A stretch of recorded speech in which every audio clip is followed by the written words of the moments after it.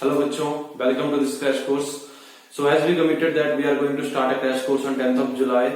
So here is the first video of this crash course. Hope you all give lots of love to this video and share with your friends also, so that they can also take the advantage of this video. So बच्चों शुरू करते हैं आज का lecture. तो हम first lecture शुरू करेंगे ज्योमेट्रिकल ऑप्टिक्स के साथ। तो बच्चों शुरू करते हैं रिफ्लेक्शन के साथ।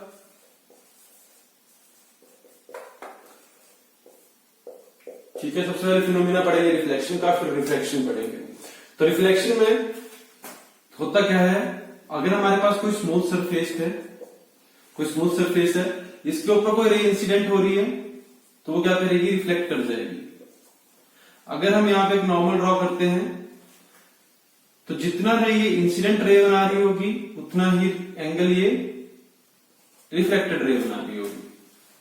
मतलब angle of I is equal to angle of R। ये बात तो हमें पता है। This is incident ray and this is reflected ray. ठीक है, ये क्या है हमारे पास रिफ्लेक्टेड रे है और ये हमारी इंसिडेंट रे है। दूसरा जो लॉ होता है रिफ्लेक्शन का, वो क्या कहता है कि जो इंसिडेंट रे है ये नॉर्मल है और ये जो रिफ्लेक्टेड रे है तीनों सेम प्लेन के अंदर होने चाहिए। ठीक है, सेम प्लेन में होने का मतलब क्या है कि सपोज जैसे मैंने ये रखा है इस तरह से, इन तीनों को अगर मैं इसको ऐसे रोटेट कर दूं, ठीक है, तो ये इस साइड हमें क्या दिखेगा, सिर्फ एक रे दिखेगी। कौन सी, रिफ्लेक्टेड रे। इस साइड होगी इंसिडेंट रे और ये होगा नॉर्मल। उस केस में मतलब तीनों क्या होंगे, सेम प्लेन में होंगे। ऐसा नहीं होगा कि जैसे मैंने रोटेट करा तो नॉर्मल यही रह गया, नॉर्मल इसी प्लेन में रह गया और ये जो था हमारे पास इंसिडेंट और रिफ्लेक्टेड रे किसी और प्लेन में आ गए। तो all lie in same plane। अब इसके बाद बात करते हैं ऑब्जेक्ट एंड ऑब्जेक्ट के टाइप की, कि ऑब्जेक्ट क्या होता है और कितने टाइप का ऑब्जेक्ट होता है। तो सबसे पहले ऑब्जेक्ट क्या होता है, देखो ऑब्जेक्ट क्या होता है, जहां से हमें जो रेज ऑफ लाइट है वो आती हुई दिख रही होगी, अपीयर्स हो रही होगी, जहां की वो वहां से आ रही है, उसको हम क्या कहते हैं, ऑब्जेक्ट कहते हैं। अब ऑब्जेक्ट के जो टाइप होते हैं, एक होगा रियल ऑब्जेक्ट और एक होगा वर्चुअल ऑब्जेक्ट। अगर यहां पे हमारे पास कोई रिफ्लेक्टिंग सरफेस है और जो रे ऑफ लाइट है वो डाइवर्ज हो रही है ऑब्जेक्ट से, जो रे ऑफ लाइट है वो कैसी है, डाइवर्जिंग है, तो जो ऑब्जेक्ट का टाइप होगा दैट इज रियल ऑब्जेक्ट बनेगा। तो अगर यही रेज जो है वो कन्वर्ज हो रही होंगी तो जो ऑब्जेक्ट का टाइप आएगा वो कौन सा होगा, वर्चुअल ऑब्जेक्ट बनेगा। तो जो रेज है वो यहां से हमें आती हुई अपीयर होंगी और जो ऑब्जेक्ट होगा दैट इज वर्चुअल। अगर ये रेज ऑफ लाइट पैरेलल दिखती है हमें, रिफ्लेक्टिंग सरफेस के पैरेलल आ रही है, तो जो ऑब्जेक्ट होगा वो इंफिनिटी के ऊपर होगा। यहां पे हमें इससे कुछ नहीं लेना है कि वो वर्चुअल है या फिर वो रियल है, बस हमें ये पता होना चाहिए कि जो रेज आ रही है वो पैरेलल, इस तरह से रेज आ रही है पैरेलल, तो वो ऑब्जेक्ट कहां पे होगा, इन्फिनिटी के ऊपर होगा। अब इसके बाद ऑब्जेक्ट से क्या फॉर्म होगा, इमेज फॉर्म होगी। तो इमेज के टाइप, इमेज में भी सेम इसी तरह से बनेंगे कि अगर ये जो इमेज है ये क्या है, कन्वर्जिंग है, तो जो इमेज फॉर्म होगी जहां पे मीट करेगी वो इमेज कौन सी होगी, रियल इमेज होगी। कब, जब ये कन्वर्जिंग होगी। अगर ये रेज डाइवर्जिंग होगी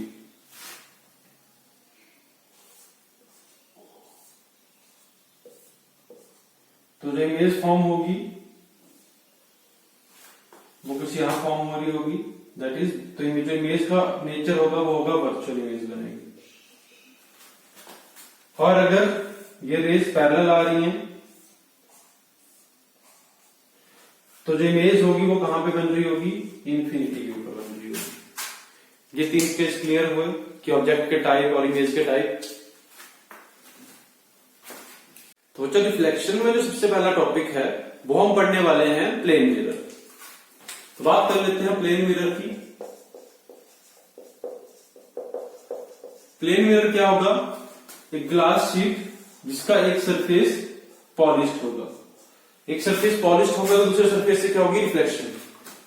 अब यहां से जो रे इसके नॉर्मल आएगी वो नॉर्मली वापस आ जाएगी। अगर यहाँ पे ऑब्जेक्ट रखा हुआ है तो जो रे कुछ एंगल के ऊपर इंसिडेंट होगी वो सेम एंगल के ऊपर रिफ्लेक्ट हो जाएगी, नॉर्मल के साथ सेम एंगल बना रही होगी। अब जब हम इन इमेजेस को नीचे जो रेज आ रही है जब हम इनको back to the plane mirror मिलाएंगे तो वहां पे हमें क्या मिल रही होगी, इमेज मिल रही होगी। इस तरह से रिफ्लेक्शन होती है प्लेन मिरर में।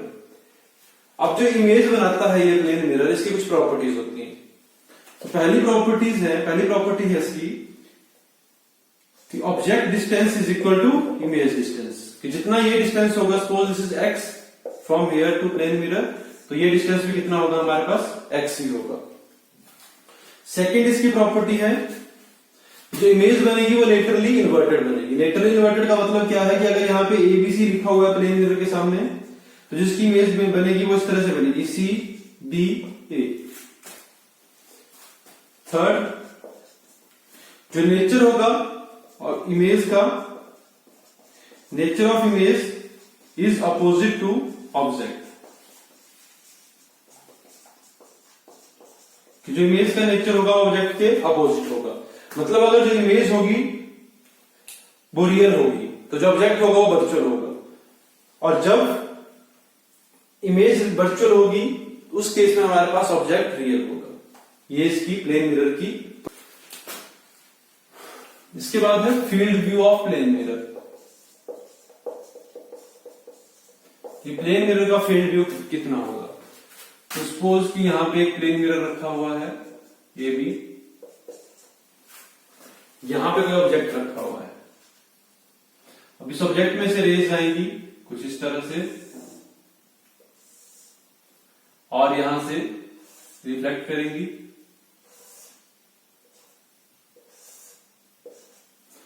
अगर हम इन रेज को मीट करें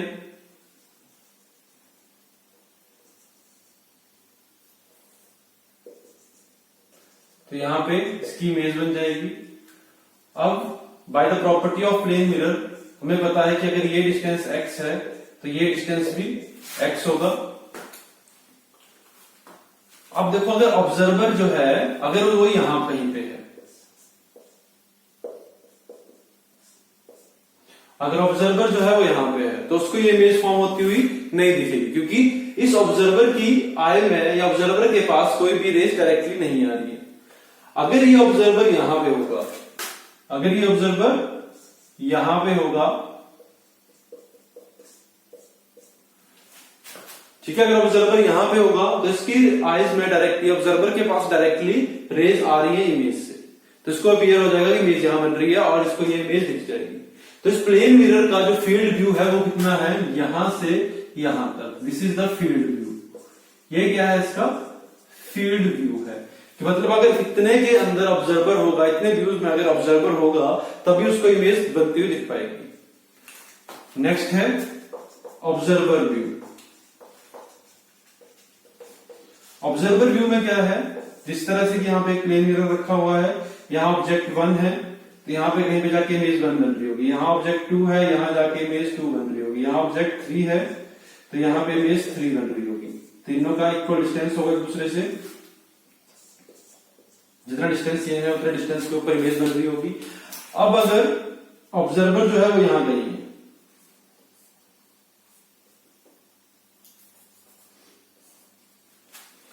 अगर वो यहां से देखेगा तो वो इस प्लेन मिरर को देख पाएगा पूरा इस तरह से।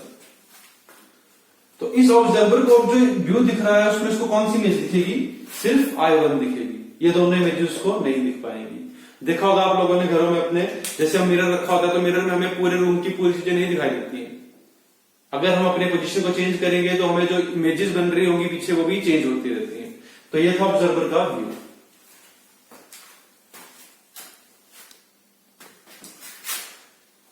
तो बच्चों नेक्स्ट है मिनिमम लेंथ हमें कितनी चाहिए होती है मिरर की, मिनिमम लेंथ ऑफ मिरर, कि हम उसमें फुल इमेज को देख सके। सपोज यहां पे मिरर है और यहां पे ऑब्जर्वर है,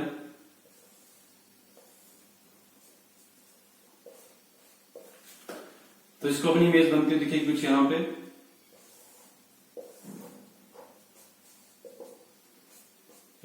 ऊपर इमेज बनती हुई दिखेगी। ठीक है, अब यहां से अगर ऑब्जर्वर देखेगा तो इसको एक रे यहां से आती हुई दिख रही होगी और एक रे यहां हेयर से आती हुई दिख रही होगी। ये लेंथ मान लो A B, this is C D and this point is E. तो अगर आप ट्रायंगल ईसीडी में देखो तो जो ए बी है that is equal to half of C D by the property of triangle, क्योंकि ये दोनों डिस्टेंसेस क्या हैं, इक्वल है। ये दोनों डिस्टेंसेस इक्वल हैं तो ए बी जो होगा वो सी डी के हाफ होगा। तो यहां से हमें पता लग गया कि हमें कितनी लेंथ चाहिए मिनिमम, उसकी half of the height of object. उतनी हमें क्या चाहिए, मिरर की लेंथ चाहिए और मिरर ऑब्जेक्ट को पूरा देखने के लिए उसमें। ये बात है क्लियर। करते हैं कि जब हम ऑब्जेक्ट को रोटेट कर देते हैं, ठीक है, कि यहां पे कोई ऑब्जेक्ट है, यहां मिरर है, यहां पे उसकी इमेज बन रही होगी, हमें पता है।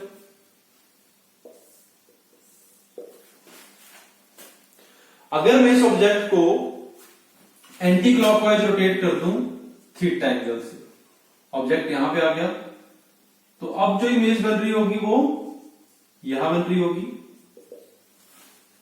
मैंने इसको रोटेट करा थीटा से एंटी क्लॉकवाइज, तो जो इमेज रोटेट हुई वो कितने हो गई, क्लॉकवाइज रोटेट हो गई थीटा से।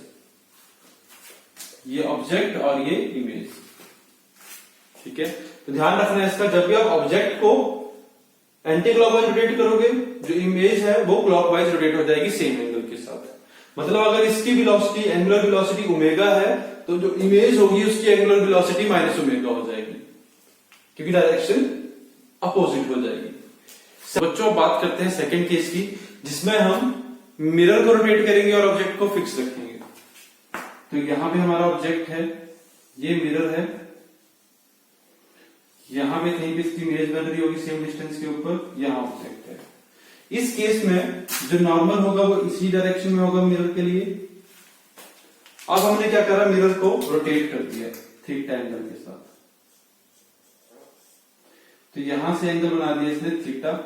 तो जो नॉर्मल होगा वो इस तरह से आ जाएगा और वो भी अपनी एक्चुअल पोजीशन से रोटेट हो जाएगा थीटा के साथ। तो जो रे ऑफ लाइट है, अब यहां से जो ऑब्जेक्ट से रे ऑफ लाइट जा रही है, अगर ये थीटा के साथ इंसिडेंट होगी तो थीटा के साथ ही बैक होगी, तो मतलब ये एंगल भी थीटा होगा। तो अब जो इमेज फॉर्म होगी वो यहां जैसे होगी जाके, अब यहां पे हमारी इमेज बनेगी, यहां पे इमेज बनेगी तो ये एंगल कितना हो गया, 2 थीटा हो गया। तो इसका मतलब क्या है कि अगर हम मिरर को एंटी क्लॉकवाइज रोटेट करें, मिरर को अगर हम क्लॉकवाइज रोटेट करें थीटा के साथ, तो जो इमेज होगी वो 2 थीटा से मूव कर जाएगी सेम डायरेक्शन में। तो अगर यहां पे इसकी एंगुलर वेलोसिटी ओमेगा हो, कि जिस वेलोसिटी के साथ मैं मिरर को रोटेट कर रहा हूं वो ओमेगा है, तो जो इमेज रोटेट हो रही होगी वो ट्वाइस ऑफ ओमेगा के साथ रोटेट हो रही होगी सेम डायरेक्शन में। ये बहुत इंपॉर्टेंट है बच्चों, तो इसका हमें पता होना चाहिए कि जब भी मिरर रोटेट होगा या ऑब्जेक्ट रोटेट होगा तो इमेज के ऊपर क्या इफेक्ट आता है इस चीज का। तो बच्चों अब हमारा मेन पार्ट शुरू होता है जो कि हमें कंपटीशन को क्लियर करवाएगा, वो है न्यूमेरिकल पार्ट। ठीक है, तो देखो यहाँ पे मैं सिंपल से न्यूमेरिकल के साथ शुरू करेंगे और फिर हायर लेवल तक जाएंगे। तो पहले बहुत सिंपल न्यूमेरिकल दिया हुआ है प्लेन मिरर का, हमें यहाँ पे भी कहा हुआ है जो इंसिडेंट रे है वो 40 डिग्री का एंगल बना रही है नॉर्मल के साथ पहले। ठीक है, अब हमने क्या करा कि जो इंसिडेंट रे थी उसको 10 डिग्री क्लॉकवाइज से रोटेट कर दिया, तो जो चेंज इन डेविएशन होगा वो कितना होगा। तो ये तो इसको तो हम बिना कैलकुलेशन करेंगे देख सकते हैं कि यहाँ पे अगर हम ये एंगल देखें तो डेविएशन कितनी होगी, 40 और 40 कितना हो गया 80, तो ये कितना बच गया 100। तो पहली डेविएशन कितनी थी 100। सेकंड केस में जब हमने इसको क्लॉकवाइज जब रोटेट करा तो ये कितना हो गया 30 डिग्री हो गया, तो ये भी कितना होगा 30 डिग्री होगा। अब ये एंगल कितना बच गया 120 डिग्री बच गया। अब 120 डिग्री बच गया तो हम यहां से बता सकते हैं कि डेविएशन कितना होगा 120 माइनस 100, वो कितना आ गया 20 डिग्री का आंसर है। ये क्लियर हुआ। सेकेंड न्यूमेरिकल बोला हुआ हमने कि यहाँ पे ये प्लेन मिरर है M1, सॉरी ये M1 है और ये M2 है, यहां से रे आ रही है जो यहाँ पे इंसिडेंट हो रही है और यहां से फिर से वो रिफ्लेक्ट होके यहाँ रिफ्लेक्ट होके अगेन इसको क्रॉस कर रही है। हमसे पूछा हुआ है कि जो थीटा एंगल होगा वो कितना होगा। जो दोनों मिरर के बीच में एंगल दिया है वो 60 डिग्री दे रखा है। तो अगर मैं यहां से एक नॉर्मल ड्रॉ करूं तो अगर ये एंगल आई होगा तो ये एंगल भी आई होगा, और अगर एक नॉर्मल मैं यहां से ड्रॉ करूं तो इन दोनों नॉर्मल के बीच का जो एंगल होगा वो कितना होगा, 120 डिग्री होगा, क्योंकि दोनों पे राइट एंगल पे है। अगर ये 120 होगा तो इस एंगल को हम कैलकुलेट कर सकते हैं, ये कितना हो जाएगा 60 माइनस आई, क्योंकि इन दोनों का सम किसके इक्वल होना चाहिए 60। ठीक है, तभी 180 बनेगा ट्राइंगल में, दोनों का सम टोटल सम जो एंगल का बनेगा तभी 180 बनेगा। अभी अगर ये 60 माइनस आई है तो ये भी कितना होगा 60 माइनस आई। तो इसके बाद ये थीटा है तो ये भी थीटा होगा। अब ये जो ट्राइंगल है हमारी ए बी और सी, इसके लिए देखो हमें पता है कि ट्राइंगल एबीसी में theta plus 2 into 60 minus i plus 2i is equal to 180 degree, कितना होना चाहिए। तो अब यहां से देख लो थीटा कितना आ जाएगा 120, ये 2i से 2i कैंसिल आउट हो जाएगा और ये कितना बच जाएगा 120 उधर जाएगा 60, तो थीटा कितना आ गया 60 डिग्री आ गया। तो ये थीटा आ गया कि ये थीटा कितना होगा हमारे पास 60 डिग्री होगा। बहुत सिंपल। थर्ड एग्जांपल है, यहां पे हमें एक सोर्स रख के रखा हुआ है जिसके कोऑर्डिनेट दे रखे हमें 1,0। ये एक प्लेन मिरर रखा हुआ है, 45 डिग्री का एंगल बना रहा है एक्स एक्सिस के साथ, इसके कोऑर्डिनेट दे रखे हैं 1,0। हमें पूछा हुआ है कि जो इमेज फॉर्म होगी वो कहां पे फॉर्म होगी, उसके कोऑर्डिनेट बताने हैं हमें। तो देखो जो इमेज फॉर्म होगी, देखो यहां से ले जाएगी, अगर यहाँ पे ये ऑब्जेक्ट है तो इसकी जो इमेज होगी वो कुछ यहां जैसे बन रही होगी। ये क्या है 1, तो ये 1 ये कितना आ जाएगा √2 आ जाएगा, तो ये डिस्टेंस भी कितना होगा √2 के ऊपर जाके हमारी इमेज बन रही होगी। और अगर ये √2 है तो ये कोऑर्डिनेट ये डिस्टेंस कितना होगा यहां से लेके यहां तक, ये भी 1 होगा। ठीक है, तो हम इमेज के कोऑर्डिनेट बता सकते हैं। इमेज के कोऑर्डिनेट क्या आ जाएंगे हमारे पास अब -1, देखो यहाँ पे ये जो डिस्टेंस होगा ये भी कितना होगा 1, तो -1, क्लियर है। तो ये हमारे पास इमेज के कोऑर्डिनेट आ गए, सॉरी -1, 2, 0 नहीं 2, क्योंकि ये कितना है 2 के ऊपर, हाइट के ऊपर। तो ये हमारे पास कोऑर्डिनेट आ गए किसके, इमेज के। बहुत सिंपल से न्यूमेरिकल थे, इनको कर लो, उसके बाद नेक्स्ट करते हैं। तो बच्चों हम बहुत ही इंपॉर्टेंट 2 कॉन्सेप्ट और पढ़ने वाले हैं। इसमें पहला है effect of motion of object on image formed in plane mirror, कि अगर आपके पास प्लेन मिरर के सामने या प्लेन मिरर आपको दिया हुआ है और जो ऑब्जेक्ट है वो मूव कर रहा है उसके सामने, तो इसकी जो इमेज बन रही होगी उसके ऊपर उसका क्या इफेक्ट आएगा। तो देखो यहाँ पे एक प्लेन मिरर है, यहाँ पे ऑब्जेक्ट रखा हुआ है, यहाँ पे इसकी इमेज बन रही होगी।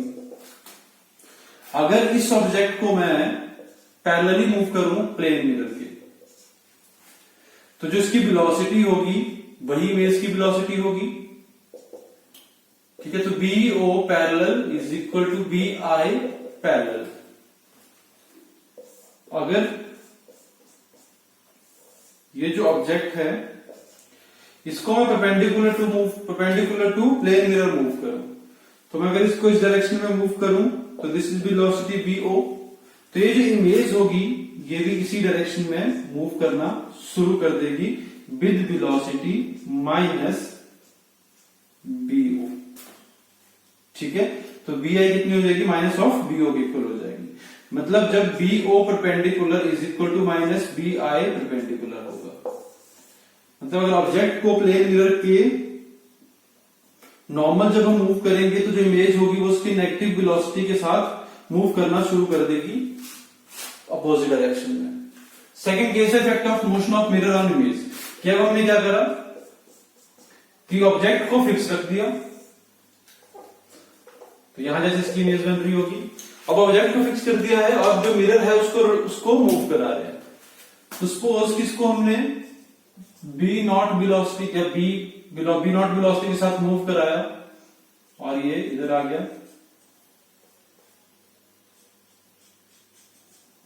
पहले जो इसके साथ यहां की सेपरेशन थी दैट इज एक्स, जो इमेज बन रही होगी वो भी कहां बन रही होगी, एक्स के ऊपर जाके। अब यहां से इसने सपोज ये डिस्टेंस ट्रेवल करा y, ठीक है। अगर ये डिस्टेंस y है तो ऑब्जेक्ट से मिरर का डिस्टेंस कितना हो जाएगा, x माइनस y, और ऑब्जेक्ट से मिरर का डिस्टेंस जितना होगा उतने पे इमेज बन रही होगी, तो इमेज भी कहां बन रही होगी, यहां से इमेज का डिस्टेंस भी कितना होगा, x माइनस y। मतलब अब दोनों के बीच में, ऑब्जेक्ट और इमेज के बीच में डिस्टेंस कितना हो गया, ये डिस्टेंस कितना हो गया, 2x माइनस 2y, ये डिस्टेंस बन गया। मतलब जितना डिस्टेंस मिरर ने ट्रेवल करा है, इमेज ने उसका ट्वाइस डिस्टेंस ट्रेवल करा है सेम डायरेक्शन में। तो हम क्या कह सकते हैं कि जब भी हम मिरर को मूव करेंगे तो जो वेलोसिटी ऑफ इमेज होगी that is the twice of velocity of mirror, ठीक है। जो इमेज की वेलोसिटी आएगी हमारी वो ट्वाइस आ जाएगी वेलोसिटी ऑफ मिरर के। ये कौन से केस में होगा, जब हम मिरर को परपेंडिकुलर डायरेक्शन में मूव करेंगे ऑब्जेक्ट की। सेकेंड केस में अगर मैं जो मिरर है इसको पैरेलली मूव कर रहा हूं ऑब्जेक्ट की, तो इस तरह से मूव करेगा। ऑब्जेक्ट क्या है, फिक्स्ड है। अगर ये पैरेलली मूव कर रहा है इधर भी एम वेलोसिटी के साथ, तो बी आई कितनी होगी उस केस में, 0 होगी, क्योंकि ऑब्जेक्ट जो है वो क्या है, फिक्स्ड है। और ऑब्जेक्ट में कोई मूवमेंट नहीं हो रही है, तो जिसमें वेलोसिटी होगी इमेज की वो कितनी होगी, 0 होगी। बहुत इंपॉर्टेंट कंसेप्ट है दोनों, इनके ऊपर अभी हम एक न्यूमेरिकल करेंगे।